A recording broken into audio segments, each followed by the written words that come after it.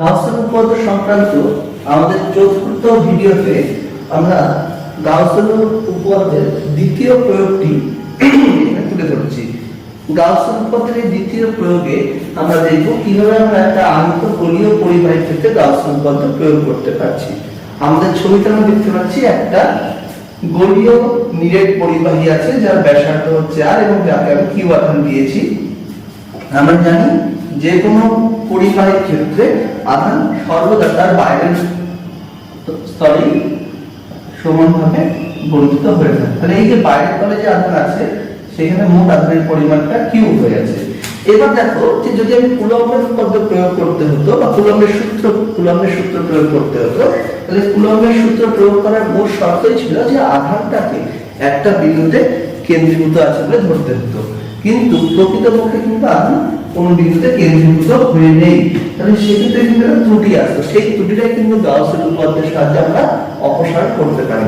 গাউসের উপপাদ্য বলছে যে আধান বিন্দুতে থাকুক বা ছড়িয়ে থাকুক, আমাকে দেখতে হবে যে গাউসীয় তলটার অভিমুখে মোট কতটা আধান আছে, সেই আধানটা কিভাবে আছে সেটা নিয়ে কিন্তু তেমন কোনো শর্ত আরোপিত হয়নি। তাহলে আমরা কি করব, আমাকে যেহেতু এই যে গোলকটার কেন্দ্র অর্থাৎ গোলকটার কেন্দ্রকে আমি O ধরে নিচ্ছি, এই গোলকটার কেন্দ্র থেকে r দূরত্বের p বিন্দুতে তড়িৎক্ষেত্র প্রাবল্য নির্ণয় করতে হবে। আমরা এই ক্ষেত্রে গোলকের ক্ষেত্রে একটা গোলীয় আকারের বা গোলকাকার গাউসের তল কল্পনা করব। ঠিক বিন্দু আধানে যেমন কনসিডার করেছে ঠিক সেইভাবেই কনসিডার করব। আমরা জানি ধনাত্মক আধান থেকে বক্ররেখা সবসময় তলের সত্যে লম্বভাবে বাইরে নির্গত হচ্ছে, এবং দেখো সেই অনুযায়ী বলতে পারি যে এই যে আয়িত পরিবাহী থেকে যে বক্ররেখাগুলো নির্গত হচ্ছে সেটা তলের সঙ্গে লম্বভাবে ব্যাসার্ধ বরাবর নির্গত হচ্ছে, অর্থাৎ ব্যাসার্ধ বরাবরই হচ্ছে তড়িৎক্ষেত্র প্রাবল্যের অভিমুখ। এবং এই যে গাউসীয় তল যেটা আমরা কল্পনা করেছি, যেটা একটা গোলকের আকার যার ব্যাসার্ধ স্মল r, যেখানে স্মল r এর মানটা ক্যাপিটাল R এর থেকে কিন্তু বড়, অর্থাৎ small r greater than capital R। সেক্ষেত্রে আমরা কি দেখতে পাচ্ছি যে এই যে আমরা হচ্ছে গোলকটা নিয়েছি, সেই গোলকটার ক্ষেত্রে যে গাউসীয় তল কল্পনা করছি সেই গাউসীয় তলের অভিমুখ হচ্ছে তলের সঙ্গে বহির্মুখী লম্ব। তাহলে E এবং ক্ষেত্রফল ds তার অভিমুখ একই দিকে হওয়াতে এই ক্ষেত্রে ওদের মধ্যবর্তী কোণ 0 ডিগ্রি। এবং আমরা বলতে পারি যে যেহেতু এটা গোলকের আকার, তাহলে এর সর্বত্র এই তলের উপরে সব বিন্দুতে তড়িৎক্ষেত্র প্রাবল্যের মানটা সুষম। তাহলে এই যে দুটো শর্ত অর্থাৎ থিটার মান 0 ডিগ্রি এবং তড়িৎক্ষেত্র প্রাবল্যের মান সর্বত্র সুষম, সেই শর্তে গাউসের যে উপপাদ্যের সাধারণ রূপটা ছিল সেই রূপটাকে আমি লিখতে পারি E close integration over S ds equal to q by epsilon. এক্ষেত্রে আমরা আগেও দেখেছিলাম যে close integration over S integration over ds টা বোঝাচ্ছে এই গাউসীয় তলটার মোট ক্ষেত্রফল এবং যার মানটা হচ্ছে 4 পাই r স্কয়ার। তাহলে আমরা যদি সেই শর্তটা এখানে বসাই তাহলে আমি কি পাচ্ছি, E into integration over S ds equal to q by epsilon. এখানে এটা বোঝাচ্ছে গাউস তলের মোট ক্ষেত্রফল যার মান 4 পাই r স্কয়ার। তাহলে E into 4 pi r square equal to q by epsilon. তাহলে E এর মানটা দাঁড়াচ্ছে q divided by 4 pi r square into epsilon. একটু সাজিয়ে নিলে E ইকুয়াল টু দাঁড়াচ্ছে 1 by 4 pi epsilon q by r square. যদি আমরা এই পরমাটি শূন্য মাধ্যমের ক্ষেত্রে ধরতাম তাহলে আমরা এপসাইলনের জায়গায় বলতে পারতাম 1 by 4 pi epsilon naught q by r square. দেখো আমরা বিন্দু আধানের ক্ষেত্রে যেরকম রাশিমালা পেয়েছিলাম, আমরা গোলীয় আহিত গোলীয় পরিবাহীর ক্ষেত্রে কিন্তু একই রকম রাশিমালা এখানে নির্ণয় করতে পেরেছি। এবার অনেকের মধ্যে প্রশ্ন হতে পারে যে এই যে বিন্দুটা নিয়েছি অর্থাৎ p বিন্দুটা যদি গাউসীয় তলটার যে দূরত্ব স্মল r এবং গোলকের ব্যাসার্ধ ক্যাপিটাল এর মধ্যে সম্পর্ক হচ্ছে স্মল r টা গ্রেটার দেন ক্যাপিটাল R, কিন্তু যদি স্মল r এবং ক্যাপিটাল R সমান হয় অর্থাৎ যে বিন্দুতে তড়িৎক্ষেত্র প্রাবল্য নির্ণয় করছে সেই বিন্দুটা যদি গোলকের তলের উপরে থাকতো তাহলে আমাদের ক্যালকুলেশনে বা গণনাতে কি পরিবর্তন হচ্ছে সেটা যদি আমরা দেখতে চাই তাহলে তার জন্য আমাদের ছবিটা একটু চেঞ্জ করতে হবে। তোমরা ভালো করে দেখো। আমাদের বোঝার সুবিধার্থে এবার আমরা কি করেছি, আহিত গোলীয় পরিবাহীটাকে একটু বড় করে এঁকেছি।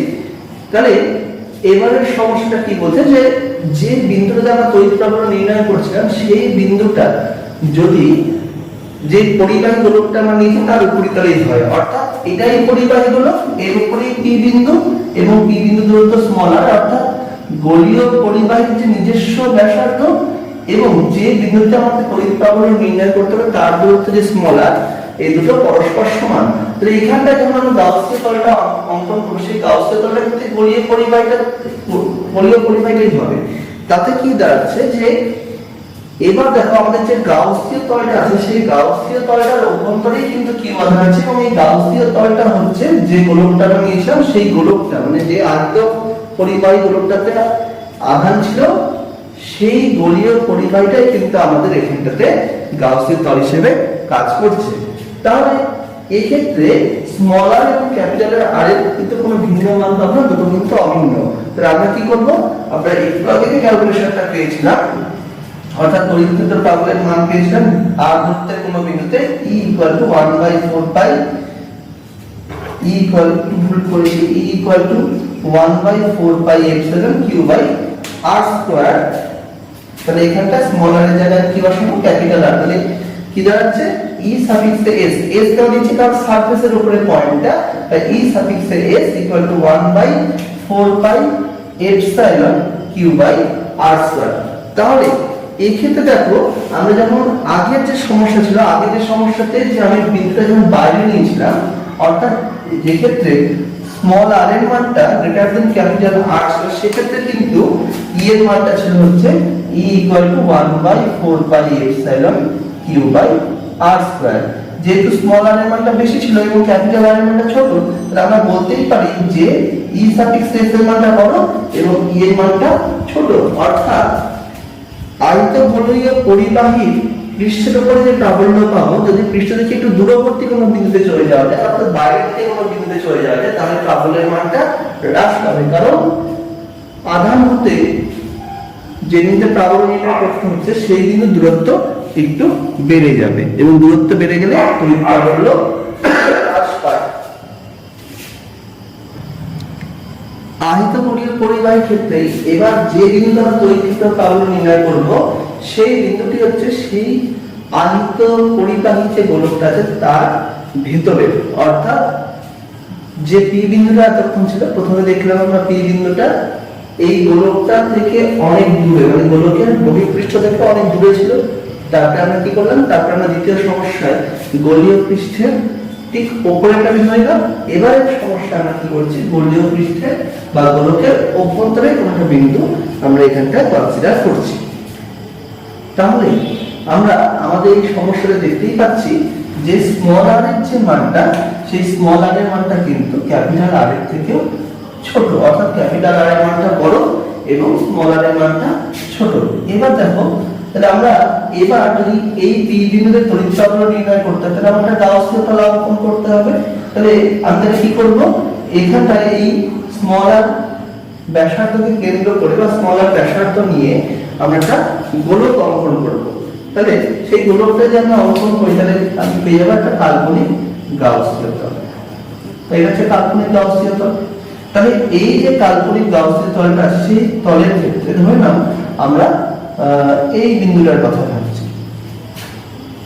তাহলে এই যে বিন্দুটা আছে সেক্ষেত্রে আমি ছোট্ট একটা ক্ষেত্রফল ds কল্পনা করি। তাই ds এর অভিমুখটা বাইরের দিকে, বহির্মুখী লম্ব, এবং এখানে যেহেতু গোলীয় পরিবাহী বাইরের তলে সমস্ত আধান আছে, তাহলে এখান থেকে বড়রেখাও নির্গত হবে, অর্থাৎ এটা হচ্ছে E এর অভিমুখ, এবং এই ক্ষেত্রে থিটার মানটা 0 ডিগ্রি। তাহলে আমি গাউসীয় পদ্ধতি আমি পেয়েছিলাম close integration over s E dot ds equal to q by epsilon. এখন তোমরা যদি গাউসীয় তলটা খুব ভালো করে দেখো, গাউসীয় তলটা একটু আলাদাভাবে মার্ক করে দিচ্ছি। এই যে আমরা গাউসীয় তলটা দেখলাম, সেই গাউসীয় তলের অভ্যন্তরে মোট আধানটা কত আছে। আমরা দেখতে পাচ্ছি ছবিতে যে সমস্ত আধান গাউস মানে যে পরিবাহী গোলকটা তার বাইরের তলে আছে, অর্থাৎ গাউসীয় তলটারও বাইরের দিকে আধানটা আছে। তাহলে গাউসীয় তলের ভিতরে কোনো আধান থাকে না, কারণ আমরা জানি বিশেষ ক্ষেত্র ছাড়া কোনো মতেই কোনো পরিবাহী গোলকের ভিতরে কোনো আধান থাকতে পারে না, সমস্ত আধানই পরিবাহী গোলকের বাইরে থাকে। তাহলে এখানটা আমরা বলতেই পারি যে এই যে গাউসীয় তলটা যে আছে সেই গাউসীয় তলটার ভেতরে বা অভ্যন্তরে কোনো আধান নেই, অর্থাৎ এর ভিতরে যদি থাকা আধান যার কারণে কিউ রয়েছে তার মানটা শূন্য। তাহলে আমি কত পেয়ে গেলাম, কিউ এর মানটা শূন্য, তাই শূন্য বাই এপসাইলন মানে শূন্য।